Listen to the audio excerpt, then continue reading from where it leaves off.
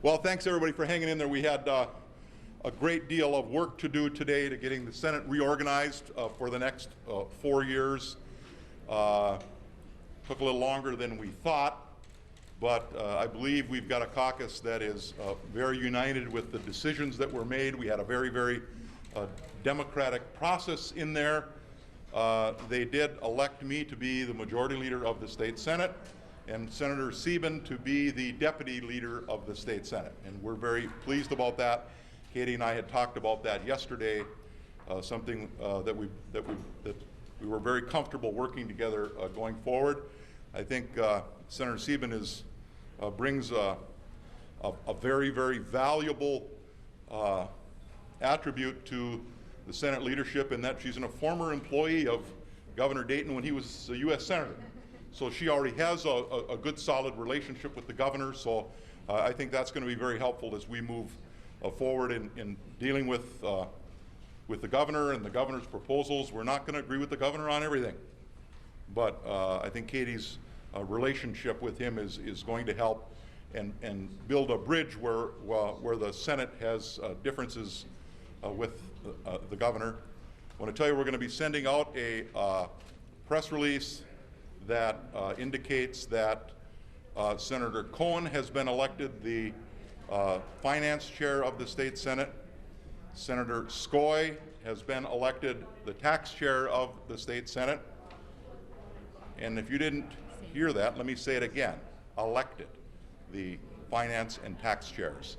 That has been a long, decade-old tradition in the state Senate to elect the finance and tax chairs, to spread that workload around. That makes them not as accountable to the leadership as you see in the House, where everybody is appointed by the Speaker. Now, the Republicans did not do it that way, so we made a decision to go back to the decade-old precedents when Democrats did have control of the state Senate. And then finally, Senator Pappas has been elected to be the new Senate president. And I'm very, very pleased about that. Sandy's going to do a very, very good job. She's conducted the presidential duties previously on the floor of the Senate, so looking forward to her presiding over the body once we convene on the 8th of January. Katie, you have anything to add? No, I just would like to reiterate how unified our caucus is at this time. Senator Bakk is too modest to say, but there was unanimous support for him to lead our caucus. I think he did an exemplary job on our campaign, in addition as a minority leader. I think that our caucus now stands united, ready to work for the betterment of Minnesota, look for ways that we can work with our Republican colleagues, the House, and the governor to move the state forward. Thank you. Senator, what's at the top of your agenda? The top of our agenda is to get our arms around the state's budget challenges. We have had, going back to 2003, serious structural budget problems in Minnesota. And the challenge that has led to is the legislature, year after year after year, has found themselves managing a crisis. And I would argue, whether it's in your family, in your business, in your church, if you're always in a state of crisis management, it's very, very difficult to make good decisions about the future. We need to figure out how we can find some agreement with the Republicans, with the state's business community, with the governor, to get out of this constant state of crisis management that we have.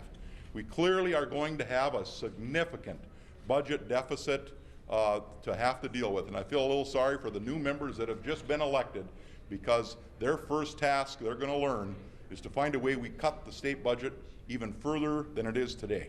Because there is no way, because the problems are so deep, that you can simply solve this with just revenue. There are going to be additional spending cuts in this budget. I'm certain the governor is going to propose them, and the legislature will have to digest what the governor proposes. But clearly, getting the state back on sound fiscal position is very important. And let me just say, while we do that, more needs to be done to strengthen the relationship between state government and our local units of government. Our cities, our towns, our counties, our school districts. This demonization of local government, that somehow they're the problem, that they're the reason that property taxes are going up, has not been fair. Most services get delivered at the local level, and the state needs to be a stronger partner with our schools and with our local units of government in delivering services, and that is critically important. It will be a component of any kind of tax reform that we consider, and it's going to be a high priority as we take a look at spending reductions. We're not just going to cut things and tell local governments, well, guess what, we're cutting county program aid, you go fend for yourself and figure it out, but don't raise property taxes, because then you're the problem, when really the state has been not as strong a partner with our local governments. Senator Sieben, can you give us some historical context? Siebens have been in the legislature and leadership before. Remind us of that and tell us what you've learned from the Siebens who have come before you. If I can remember. My dad is Mike. He served in the legislature from 1972 to 82. My uncle Harry was the Speaker of the House from 1982 to 1984, I believe, or 80 to 84. I don't remember. And even though they lost the majority, so what happened? I guess I don't remember a lot of it because I was quite young then, but I do remember going door to door with my dad in Newport when I was real young, and asking questions about the election and why he was running for office. And now it's fun to see that I have a 4-year-old son who asked on election day when we got to get all the lawn signs out of the back of the minivan. And and of course my dad was really helpful on my own campaign. This last election, went door to door with me and put up lawn signs quite a bit. Does it symbolize anything for now a female Sieben to be taking the reins of leadership? I don't think so. I mean, they've been very supportive of me, just like they're supportive of my entire family. So I don't think there's a big difference there. Is it notable that 2 women are going to be in leadership in the Senate? I'm really excited that Sandy is going to be the president of the Senate, and I look forward to working with Senator Bakk and really helping showcase to Minnesota the talents of our caucus. I think that we elected some incredible new members from very diverse areas of the state that come to us with a wealth of experience and knowledge, and it's going to be fun over the next few months to see that talent unfold and see what they bring to the table. Senator Bakk, you've already talked about one.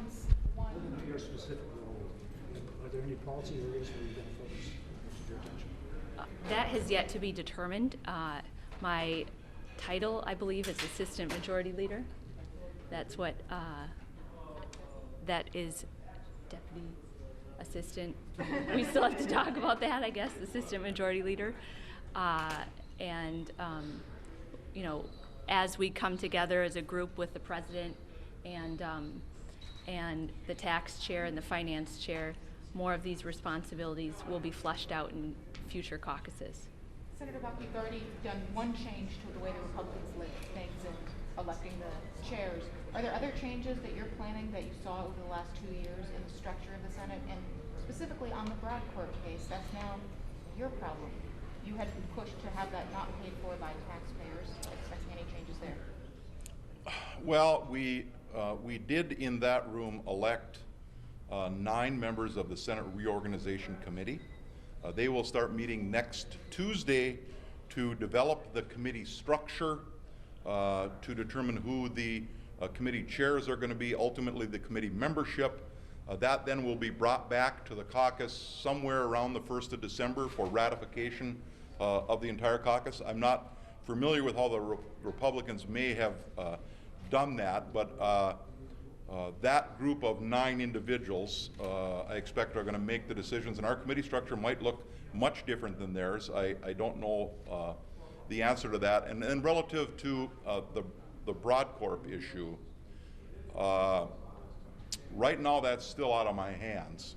What I do know is the last invoice that we paid for the Senate attorney that's representing the Senate was a bill through May 31st. And I do not know what additional unpaid invoices we have starting June 1st. And I do not know if they have any plan to settle. The judge, remember, ordered the Senate into settlement discussions with the Broadcorp attorneys. I don't have a clue. I know they met once because the judge set a date for them to meet. I don't know if there's been subsequent meetings between the attorneys relative to a settlement. The Senate Republicans currently control the Rules Committee, and it is within their power to enter into a settlement agreement and put that issue behind the state Senate.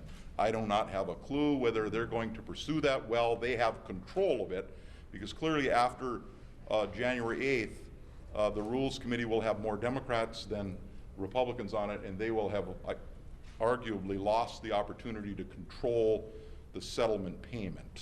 But on January 8th, you will be in control of the Rules Committee, so your opinion on how that typically should be handled and whether it should be settled will be in your hands. Do you have thoughts on that? I do not, because all along I didn't think we should be using taxpayer money to pay for kind of the shenanigans of something that was clearly internal to the Republican caucus. But they decided not to take me up on that. I can't force them to do that. But you can on January 8th.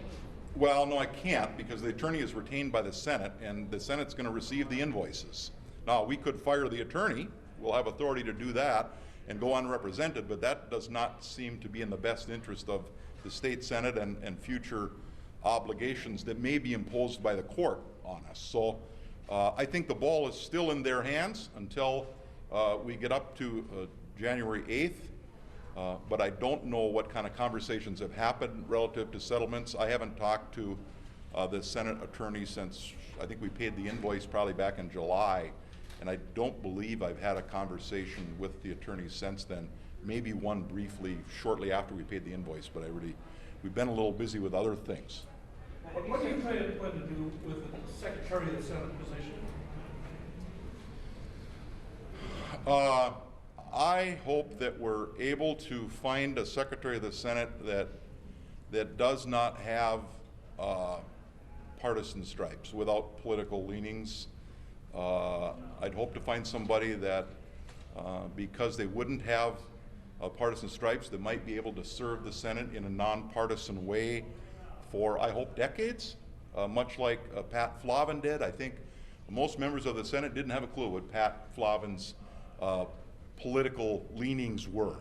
And I think that's a good image of the state Senate, to have a Secretary of the Senate that does not have a partisan background. I always felt that going to somebody like a former Republican legislator, former Republican gubernatorial candidate, former commissioner under a Republican governor,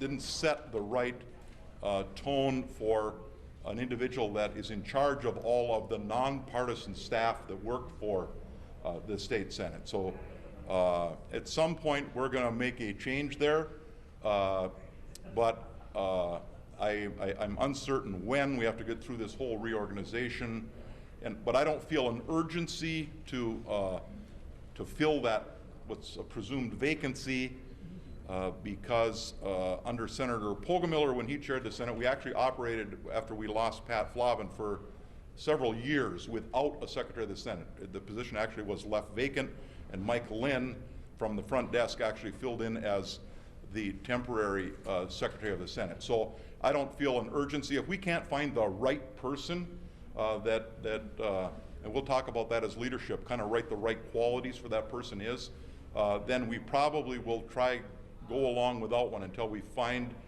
with it vacant, until we find the right person. Any other major personnel changes? Well, there's going to be, the Republicans are going to be laying off a lot of people. They lost 9 members, so they'll have 9 fewer legislative assistants. They will have a smaller research and media staff. The minority always does. They will be laying off all of their committee administrators. So there's going to be significant layoffs on the Republican side. I feel bad for those employees. I went through that 2 years ago when I had to lay off 40 people that worked for the DFL Caucus. They're going to find themselves in that position now. And the problem that creates is the Senate is self-insured for unemployment purposes. So we're going to incur some significant costs of paying out unemployment, the severance costs related to vacation or accumulated sick time are real. So there's some additional obligations there that are going to have to be encumbered by the Senate budget. You were so upset about that a couple of years ago. Are you going to do anything to mitigate that situation with all those layoffs this year? Or because it's Republicans, that's okay? Well, there's nothing you can do when the power changes and you have a smaller complement of people. I mean, you can't expect to hold legislative assistants when they don't have members to work for. Senator, the governor, I'm sorry. No, go ahead. The governor earlier had mentioned that in the context of the budget challenges, that two of his top priorities would be paying back the school shift if that became feasible, and the health care exchange and the Affordable Care Act. Do you share those two education healthcare priorities in the context of the budget issues? Well, the implementation of a healthcare exchange is critically important. The governor is way ahead of the legislature on that. The default position if the legislature and the governor do not come to an agreement on that is we enter into the federal exchange. I do think that the state can do a better job in delivering health insurance options for our citizens. Had a brief conversation with the governor today about the exchange issue.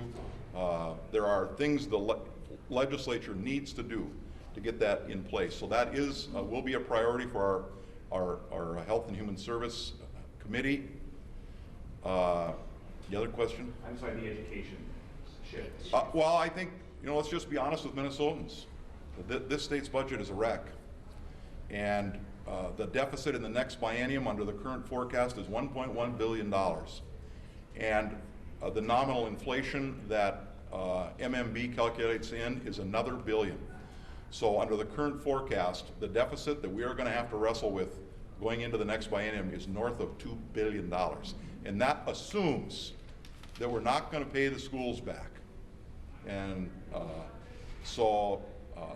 I think the best the schools can hope for is to get some kind of a repayment plan in statute, so that they can make budget decisions based on future revenue that will be coming to them through some kind of schedule of payments to school districts. I really don't want to leave them in the situation we're in right now, where if there's some surplus money, we pay back the shift first. There's too much uncertainty in that for school districts. So my hope is we can get them, the best I think they can hope for is some kind of a repayment plan in law where the state would obligate some X number of dollars. It's going to take us a number of bienniums to dig out of the budget challenges that this state has. This state has been mismanaged for a number of years. 8 years of Governor Plenty, where frankly he had these other ambitions that got in the way of tackling the state's really long-term challenges. And then 2 years of a Republican legislature where really the same was true, and they not only used accounting gimmicks, but historic new accounting gimmicks and borrowing in order to cobble together a state budget that is in balance, and unfortunately borrowed it from our kids largely. Senator, have you established a seniority threshold yet for chairmanships? And do you think maybe folks who have been elected as recently as 2006 might be in line for chairs, or is it an older group? Well, no, we have not. What we don't know yet is how many committees we're going to have.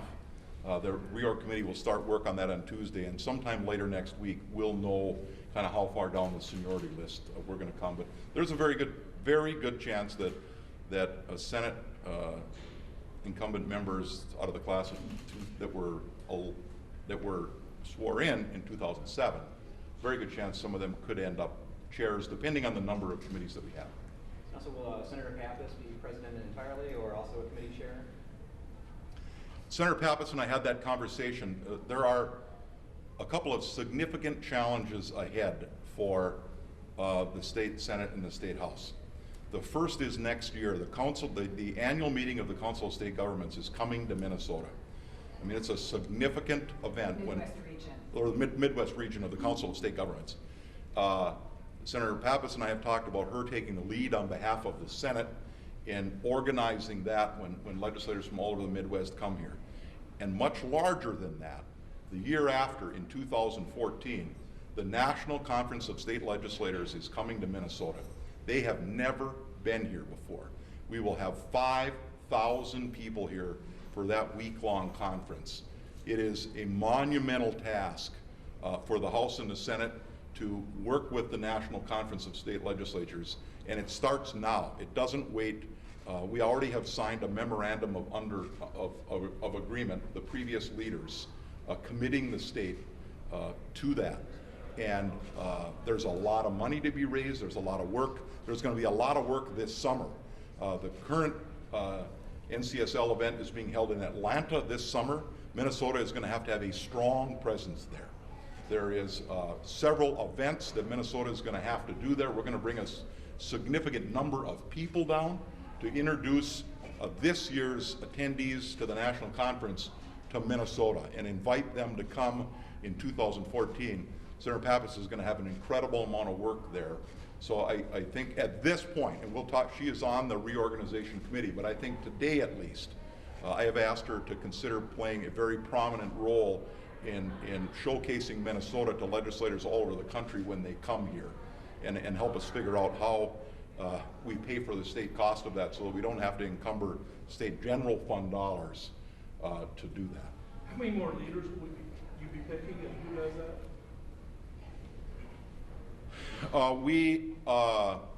We have the 5 that were elected today, and we had a conversation, and I intend to move down the road in a conversation with Senator Sieben about one additional assistant leader that I would appoint.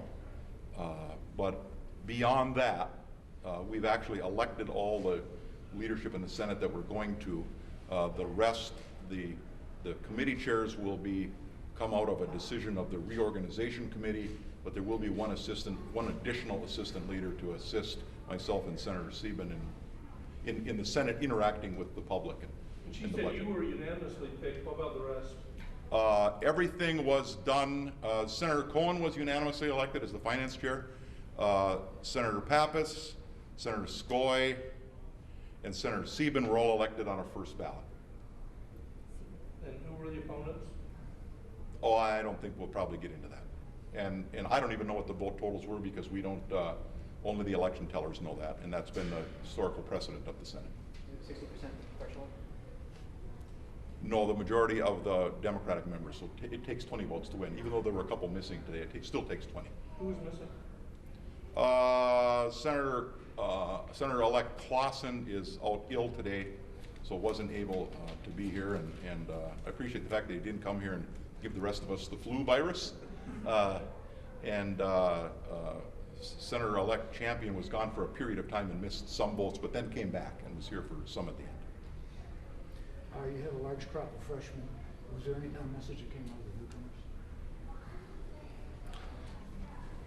Well, I would say that the new members said overwhelmingly, first of all, how hard they worked. That was very clear to those of us that are incumbents. We heard how many pairs of shoes different members went through while door knocking, how many thousands of doors they knocked on, and how hundreds of people in their collective races came to help them win their campaigns. So that was one thing that impressed me, was how hard they worked to get elected. The second thing that I heard a lot, and from talking to them individually, was that, and I certainly heard this on my campaign, is people want us to get things done for the state of Minnesota.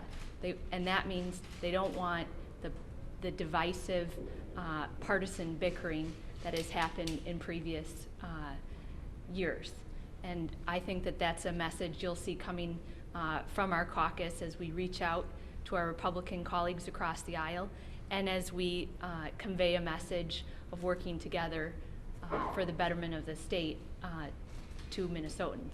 What makes you think you're going to be any more successful about avoiding the divisive politics that have befuddled the Capitol for decades than every other majority. Well, I mean, this past legislative session, having been around for a number of them, seemed particularly harsh, and I had been in the minority previously. I think that what I heard from voters, regardless, for instance, how they felt about some of the constitutional amendments, was that this should have been done first, not through Constitution, and second, in a bipartisan way. Especially, I mean, I had worked on voting reform and updating our voting system in the past, and I think we need to go back to that precedent of, yes, there are things we can do to update our election system here in the state of Minnesota, but it's critical that we follow the example that Senator Ress set and Senator Gerlach set, that we work together as Democrats and Republicans to get that done so we can gain the support of the governor. Why do you have to work with Republicans? You have a Democratic governor? Because we're here for the betterment of Minnesota, and we weren't just elected by Democrats. We're here to serve all the people of Minnesota. Are the two of you going to work with the House better since you're both House trained, as they say? It's my plan. Did you say house broke? Yeah. Well, I hope to. I hope to have, you know, Representative Thiessen and I have benefited from the fact that we both spent about 1.5 years on the governor trail together. So when we were elected minority leaders, we actually knew each other fairly well. And our families had meals together, and we'd spent a lot of time together. So coming into the minority, Representative Thiessen and I had a pretty good relationship. We knew each other. I expect that that's going to continue. They're going to elect their leadership tonight. I think there are some places we're going to have differences. The House has got an election in front of them, and being former House members, we understand in the House, it seems like it's hard to. It seems like they start voting on amendments and teeing up the next campaign pretty early after they're sworn in January. So we expect we're going to work with them. I think Paul and I have had conversations about showing Minnesotans that you don't have to have divided government for the state to prosper. The Democrats are going to be able to deliver prosperity for this state, and I think Representative Thiessen and I and the governor had a conversation about that yesterday. We are going to show Minnesotans that Democrats can run the state in a responsible way where our state prospers and grows jobs and builds on the strong, vibrant business community that we have, that we grow. How do you grow jobs? Is that on the agenda? It's hard work. There's no magic bullet to that, but I do think it just needs to be your priority. And I think the problem that we had the last 2 years is it felt like, coming out of it now looking back, the priority was that we were going to starve government. We were just going to make sure that there wasn't one penny more. You remember the slogan, the lapel pins. It seemed like their whole priority for 2 years was not one penny more for government. It wasn't jobs. It was just no more money. And I don't think that reflects the Minnesota that I know. I think Minnesota wants a strong educational system, and they want a strong economy growing. I do not think they're obsessed with this one penny more theme. Our mission will be to try and rebuild our school infrastructure, try and get away from this notion of voter-approved levies to pay for schools. We're creating huge disparities in school districts around the state, forcing them to go out and beg for money at the local level, when educating kids is a state obligation. So I think you're going to see us have priorities that move Minnesota forward. We're not going to have priorities that we're just not going to spend a penny because nothing's important enough to spend a penny on. If investing some new money in our K-12 system is a good idea, then we're going to make that argument to Minnesotans. So I think you're going to see a much different agenda going forward, a positive one that talks about the future prosperity of this state, not one that's kind of stuck in a rut that that nothing's important enough to raise a penny for. Leader, are we likely to see any more constitutional amendments on the ballot in upcoming elections, or is that over for a while? Well, bills get introduced, and leadership can't stop people from introducing bills. I can just say I don't see a situation where we'd be passing a constitutional amendment off of the Senate floor in the budget year.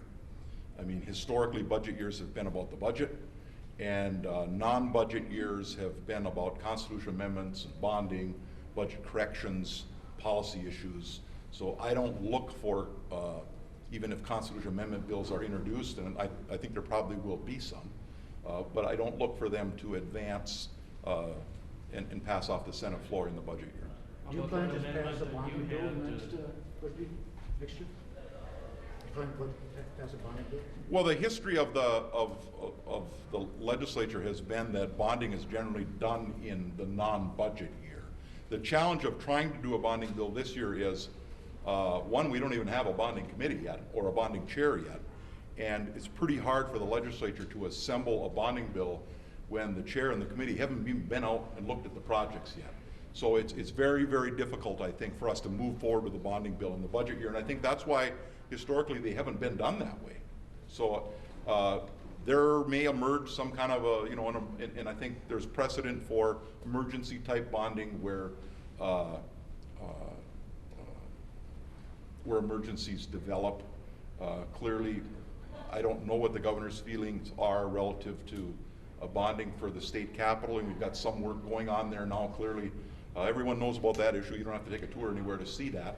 Something could emerge relative to emergency bonding and maybe some additional bonding for the renovations of the capitol, but beyond that, I don't see a lot.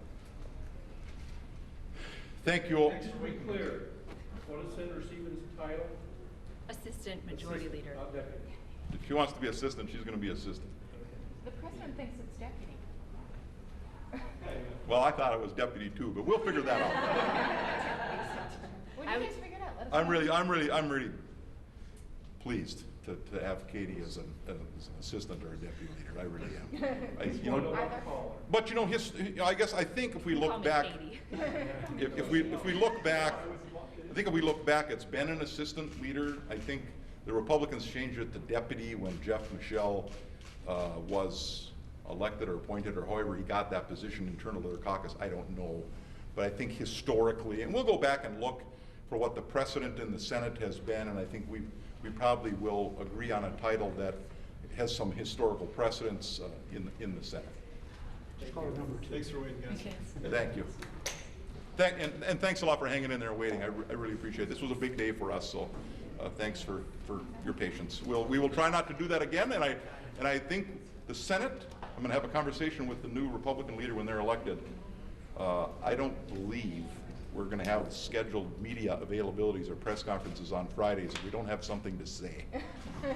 But I'll have to see how the Republican leader feels about that. But I always felt bad about tying up your time on a Friday when the legislature didn't have much to say. But are you going to start things on time, or is it back to Senate time? We're going to work on all the committee times and how many hours they get next week. Thank you all. Well, you're in the majority.